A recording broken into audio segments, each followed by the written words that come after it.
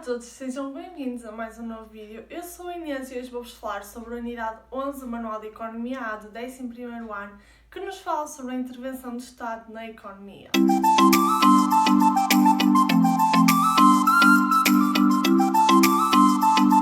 Primeiramente, é importante nós sabermos o que é o Estado. O Estado é uma sociedade politicamente organizada e vai se dividir em três diferentes elementos: o povo, o território e a soberania. Sobre o povo, basicamente é um conjunto de indivíduos ligados por laços de nacionalidade.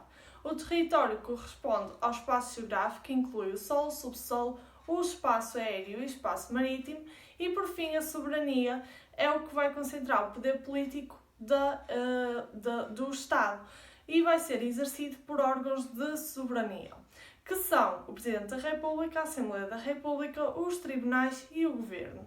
A Assembleia da República tem como principal poder o poder legislativo, o Governo tem como principal poder o poder executivo e os tribunais o poder judicial. Agora vamos falar sobre as esferas de intervenção do Estado. Elas são três e temos a esfera política, a esfera económica e a esfera social. Sobre a esfera política, basicamente diz-nos que o Estado deve controlar a execução das leis através dos tribunais. Sobre a esfera económica, diz-nos que o Estado deve garantir a estabilidade e também o bom funcionamento da atividade económica, por exemplo, prevenindo o desemprego. A nível da esfera social, sabemos que o Estado deve garantir o mínimo de bem-estar a todos os cidadãos, por exemplo, através dos subsídios às famílias. Paralelamente às atividades clássicas do Estado, o Estado também vai produzir bens e serviços através do setor público. O setor público vai se dividir em setor público administrativo e setor público empresarial. Também podemos dizer setor empresarial do Estado. Relativamente ao setor público administrativo, basicamente são os serviços que são prestados pelo Estado que vão satisfazer as necessidades coletivas. E o setor público administrativo vai incluir a administração central, a administração regional, a administração local e a segurança social. Relativamente ao setor público empresarial ou setor empresarial do Estado, esse vai se dividir em empresas nacionais e em empresas públicas, e em empresas participadas. Basicamente, as empresas públicas é quando o Estado detém a maioria do capital social. Já nas empresas participadas é quando o Estado apenas tem uma participação no capital social da empresa. Agora é muito importante também sabermos dois pequenos conceitos, que é a nacionalização e a privatização. Basicamente, a nacionalização é quando uma empresa passa de empresa privada para empresa pública e a privatização é o contrário, ou seja, quando uma empresa pública vai passar a uma empresa privada. Normalmente há mais casos de privatização do que nacionalização. Agora sim, vamos passar mais especificamente à intervenção do Estado na economia. E nós sabemos que o Estado deve garantir três coisas, que basicamente também é conhecida como a política dos três eixos, que é eficiência, equidade e estabilidade. A eficiência basicamente diz-nos que é a afetação ótima dos recursos na economia. Relativamente à equidade, tem a ver com a distribuição e redistribuição dos rendimentos, e a estabilidade é algo mais geral, algo não tão específico, que diz-nos que tem a ver com o crescimento da economia e o equilíbrio das contas externas, entre outros. Passando agora mais especificamente para a eficiência, basicamente nós sabemos que o funcionamento do mercado vai gerar ineficiências e também falhas no mercado, como é óbvio. E aqui nós vamos falar sobre três aspectos onde o Estado vai intervir. Primeiramente, temos as imperfeições na concorrência. Isto acontece quando estamos perante mercados de monopólio. Como nós falamos nas unidades do 10º ano, basicamente o monopólio é quando uma empresa produz um bem que não é produzido por mais nenhuma empresa, ou seja, a empresa não vai ter concorrência e vai ter total poder sobre o bem, inclusive era o preço e isso tudo. Isso vai fazer com que hajam imperfeições, como é o caso do preço ser mais elevado do que deveria ser, se fosse um mercado de concorrência, e também as quantidades oferecidas serem inferiores às desejadas, assim como haver uma menor qualidade dos bens. E o Estado intervém repondo a concorrência, limitando o poder do monopólio e também evitando a concentração de mercado. Agora vamos falar sobre a existência de externalidades. Como nós falamos há uns dias, uma externalidade é um impacto, pode ser positivo ou negativo, que a ação de um agente económico vai ter sobre o bem-estar de outro agente económico que não interviu na ação. E basicamente, o Estado, nós temos as externalidades positivas e negativas. Nas externalidades positivas, o custo social vai ser menor ao custo económico. Nas externalidades negativas, o custo económico vai ser menor ao custo social, ou seja, o custo social vai ser superior ao custo económico. Agora sim, vamos falar sobre como é que o Estado intervém. O Estado intervém internalizando a externalidade negativa e subsidiando a externalidade positiva. E é muito importante nós sabermos bem estas expressões porque enriquecem muito mesmo as nossas respostas. Agora vamos falar sobre os bens públicos. Os bens públicos são aqueles de que podem usufruir várias pessoas sem que se possa impedir alguém de os utilizar. E os bens públicos têm duas características muito importantes, que é a característica da não rivalidade e a característica da não excluibilidade. Basicamente, sobre a primeira característica, diz-nos que o uso que alguém faz do bem não diminui a quantidade oferecida para outros o utilizarem. Relativamente à característica da não excluibilidade, sabemos que não se pode impedir alguém de usufruir do bem. E é o caso, os bens públicos é o caso da iluminação pública ou da defesa nacional. Agora vamos passar à equidade. Basicamente, o Estado intervém para promover uma repartição mais igual dos rendimentos. Isso vai ser através da redistribuição dos rendimentos, ou seja, primeiramente através da aplicação de impostos diretos progressivos. E, basicamente, a receita dos impostos diretos progressivos vai fazer com que sejam canalizados para subsídios às famílias mais carenciadas, às famílias em situação de desemprego, de doença ou de velhice, entre outras situações. Agora sim, vamos falar sobre a estabilidade. Sobre a estabilidade, apenas precisamos saber que o Estado intervém como um estabilizador macroeconómico, de forma a garantir o bom funcionamento da economia. Isso acontece, por exemplo, quando ele tenta promover o emprego ou então impedir ou combater a inflação. Agora vamos passar a um assunto um bocado mais chato, que é o orçamento do Estado.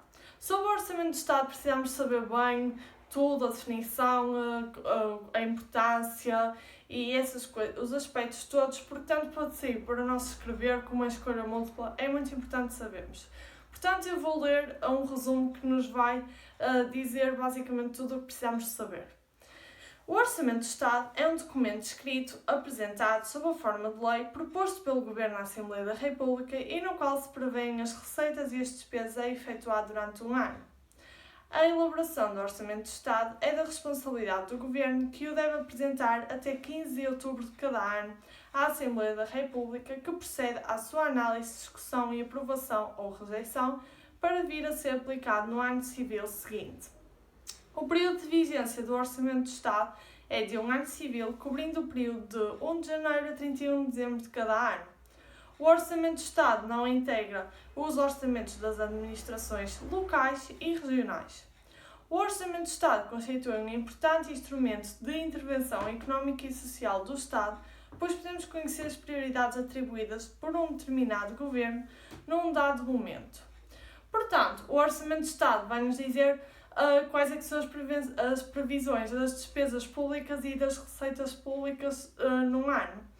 Portanto, agora vamos falar sobre isso, as receitas e as despesas públicas. Sobre as receitas públicas, nós podemos dividi-las em receitas coativas, receitas patrimoniais e receitas creditícias. E é importante sabermos o que é que cada uma delas engloba. Mas é muito simples. Basicamente, as receitas coativas vão englobar três coisas: os impostos, as taxas e as coimas ou multas, como quiserem dizer. Basicamente, os impostos são prestações pecuniárias pagas coercivamente ao Estado pelas famílias e empresas de forma unilateral e sem contrapartida imediata. Sobre os impostos, temos os impostos diretos e os impostos indiretos. Os impostos diretos são aqueles que incidem sobre o rendimento e o património, é o caso do IRS e do IRC. E os impostos indiretos são aqueles que incidem sobre os bens e serviços transacionados no mercado. Temos como exemplo o IVA, que é o mais fácil. As receitas coativas englobam também as taxas, como vos disse há um bocado, que são pagamentos efetuados ao Estado em troca de um serviço com contrapartida imediata. Como exemplo, temos a taxa moderadora, a taxa de justiça e as propinas. Depois temos as coimas e multas que, como toda a gente sabe, são prestações cobradas pelo Estado devido à violação de regras legais, de normas legais. Depois temos as receitas patrimoniais, que são as receitas do Estado que resultam do seu património. É mais fácil nós sabermos dois exemplos, que são os lucros das empresas públicas e a renda dos imóveis do Estado. Já relativamente às receitas creditícias, basicamente são a contração de empréstimos efetuada pelo Estado junto das empresas ou das famílias ou das instituições financeiras. Além disso, é muito importante sabermos distinguir as receitas correntes das receitas de capital. Mas também é muito fácil. As receitas correntes são as receitas coativas, ou seja, que podem verificar-se todos os anos, e as receitas de capital englobam as receitas patrimoniais e as receitas creditícias. Agora vamos falar sobre as despesas públicas, que são os gastos do Estado na realização das suas funções. As despesas públicas, como disse há um bocado, são inscritas no Orçamento do Estado e atendem aos seguintes critérios de classificação. Isto não é propriamente necessário saber, mas os critérios são o critério funcional, o critério orgânico, o critério económico e o critério por programas. E apenas necessitamos saber que, de acordo com a classificação económica, as despesas públicas são classificadas em despesas correntes e despesas de capital. Aqui a classificação de despesas correntes e despesas de capital é um pouco diferente à classificação de receitas correntes e receitas de capital. Basicamente, as despesas correntes são os encargos permanentes do Estado no desempenho das suas funções num determinado ano. É muito mais fácil nós decorarmos os exemplos, que normalmente sai dessa forma, através de exemplos.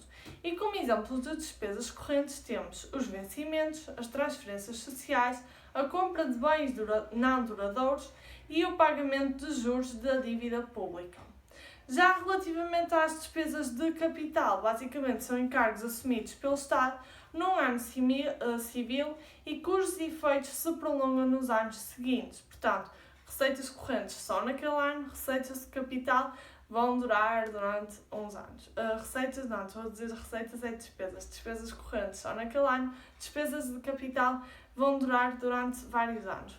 E como exemplos de despesas de capital, temos o investimento em capital fixo, a construção de infraestruturas, a aquisição de equipamentos e tecnologias e o reembolso dos empréstimos. Agora vamos falar sobre os saldos orçamentais, ou seja, o princípio de equilíbrio contabilístico. Existem 4 tipos de saldo orçamental: o saldo orçamental corrente, o saldo orçamental de capital, o saldo orçamental global ou efetivo e o saldo orçamental primário. Relativamente ao saldo orçamental corrente, basicamente calcula-se através da diferença entre as receitas correntes e as despesas correntes. Já o saldo orçamental capital é a diferença entre as receitas de capital e as despesas de capital.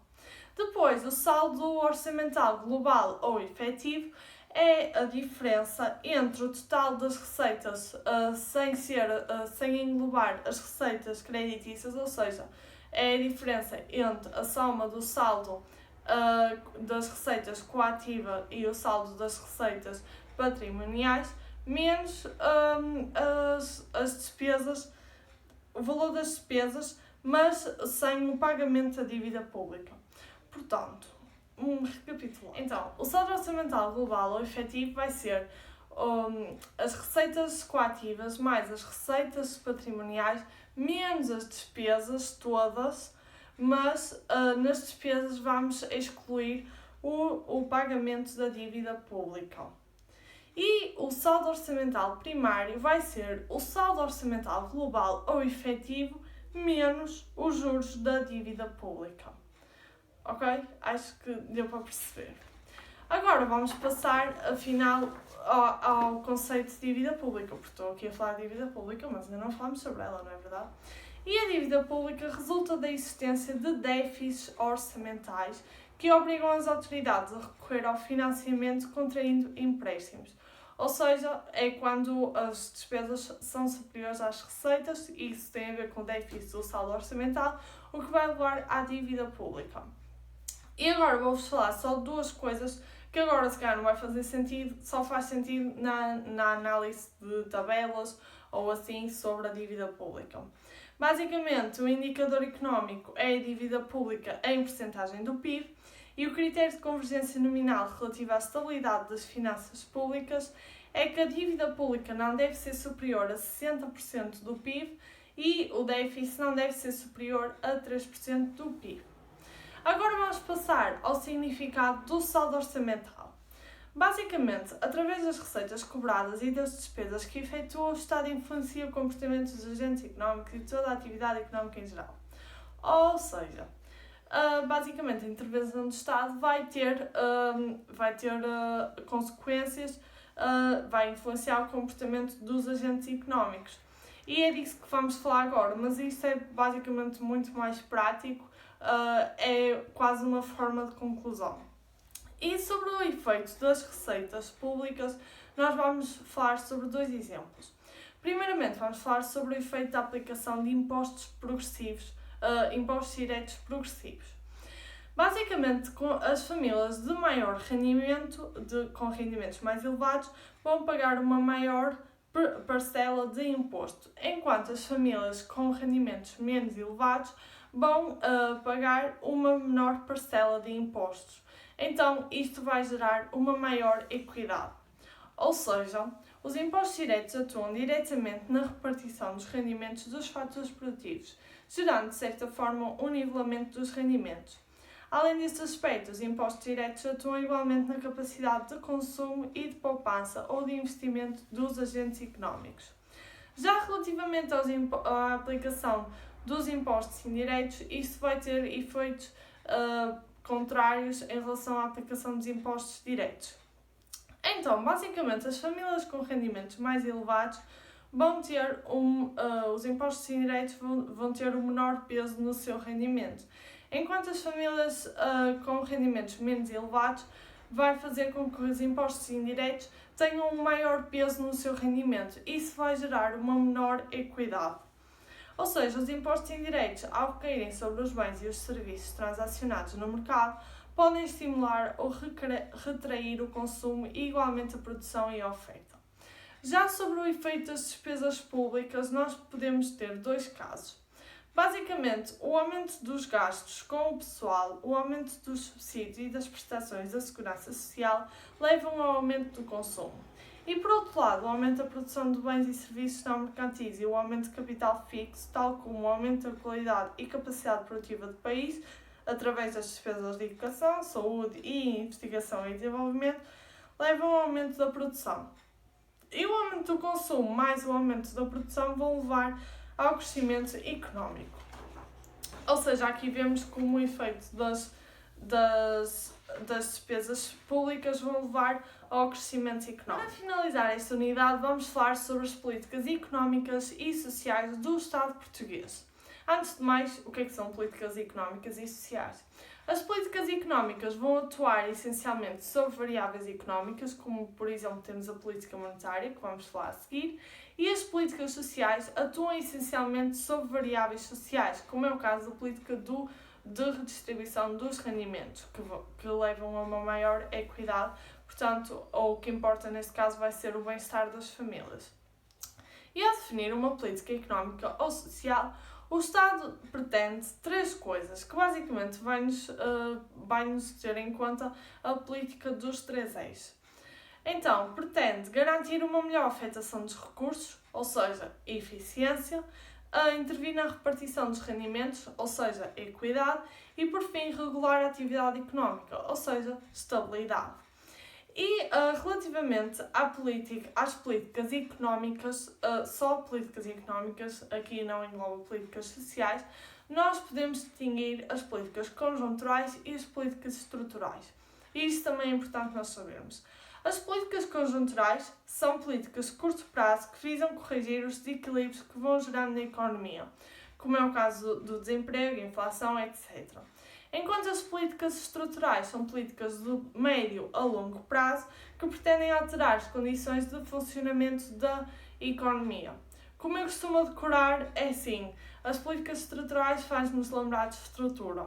Portanto, por exemplo, a estrutura de uma casa é algo que demora imenso tempo a ser idealizada, construída, finalizada, isso tudo.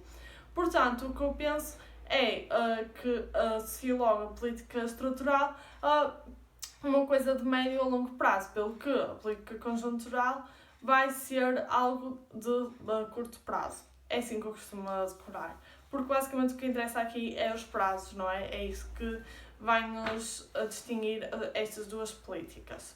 Não é? E agora vamos falar sobre os exemplos de políticas económicas e sociais. Nós vamos falar sobre três políticas: a política monetária, a política orçamental e a política de redistribuição dos rendimentos. Relativamente à política monetária, esta visa garantir a estabilidade dos preços, ou seja, vai controlar a moeda. E para isso utiliza alguns instrumentos, nomeadamente o enquadramento do crédito, limitando ou expandindo o acesso ao crédito através das taxas de juros. Depois temos as reservas obrigatórias, isto é, os bancos são obrigados a ter uma percentagem de reserva monetária, portanto não podem propriamente estar a dar, entre aspas, todo o dinheiro às famílias, também têm de guardar dinheiro. E as operações de mercado aberto, ou seja, compra ou venda de títulos a dívida pública. Depois, sobre a política orçamental, precisamos saber que consiste na utilização do orçamento do Estado para a redistribuição dos rendimentos, a satisfação das necessidades coletivas e a estabilização da economia através da manipulação das receitas ou das despesas com base em políticas contracionistas ou expansionistas. E por fim, relativamente à política de redistribuição dos rendimentos, precisamos saber que visa promover uma maior equidade social. E como instrumentos temos a carga fiscal, ou seja, a aplicação de impostos diretos progressivos, a fixação do salário mínimo, a fixação de preços para que os bens essenciais estejam a preços moderados, e temos o sistema de segurança social que vai gerar transferências sociais e subsídios para as famílias mais carenciadas. Este é o resumo da unidade 11 para o exame de Economia A do 11º ano. Espero vos ter ajudado e vejo-vos num próximo vídeo.